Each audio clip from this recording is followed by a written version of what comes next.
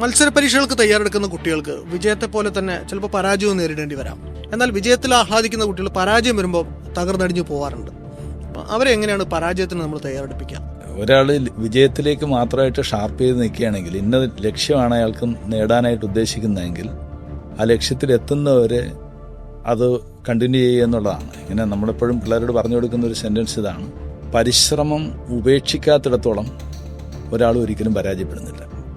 പരിശ്രമം ഉപേക്ഷിക്കുന്നിടത്താണ് അയാളുടെ പരാജയം ഡിക്ലെയർ ചെയ്യപ്പെടുന്നത്. അതുകൊണ്ട് പരിശ്രമം ഉപേക്ഷിക്കാത്തിടത്തോളം കാലം അയാൾ പരാജയപ്പെടുന്നില്ല. അപ്പോൾ എൻ്റെ അടുത്ത് വരുന്ന പല വിദ്യാർത്ഥികളും പലപ്പോഴും പരാജയപ്പെട്ടിട്ടുണ്ട്. പക്ഷേ പരാജയപ്പെട്ട ഇടത്ത് നിന്ന് അവർ വീണ്ടും പരിശ്രമിക്കാൻ വേണ്ടി പറ്റുന്ന രീതിയിൽ അവരുടെ സൈക്കി നമ്മൾ ചേഞ്ച് ചെയ്ത് ആ രീതിയിൽ ആക്ട് ചെയ്യാൻ വേണ്ടി അവരെ പ്രേരിപ്പിച്ച് നിലനിർത്തുന്നത് കൊണ്ടാണ് അവർ വിജയിക്കുന്നത്. ഇത് ഇവിടുത്തെ കാര്യം മാത്രമല്ലല്ലോ, ലോകത്തിലെ ഏത് കാര്യം. ഇപ്പോൾ ലോകത്തിലുള്ള ശാസ്ത്ര സാങ്കേതിക രംഗങ്ങളിലെ വികസനം, സ്പേസ് സയൻസ്, എത്ര തവണ റോക്കറ്റ് ആകാശത്തേക്ക് വിട്ടിട്ട് അത് പൊട്ടിത്തകർന്ന് തറയിൽ വീണിട്ടുണ്ട്. അതിനുശേഷമാണ് അത് സ്പേസിൽ കൊണ്ടുപോയി സാറ്റലൈറ്റുകൾ വിക്ഷേപിക്കാൻ തക്ക വിധത്തിലുള്ള പ്രാപ്തി നേടുന്നത്. അപ്പോൾ എല്ലാ സാധനത്തിലും പരാജയമുണ്ട്.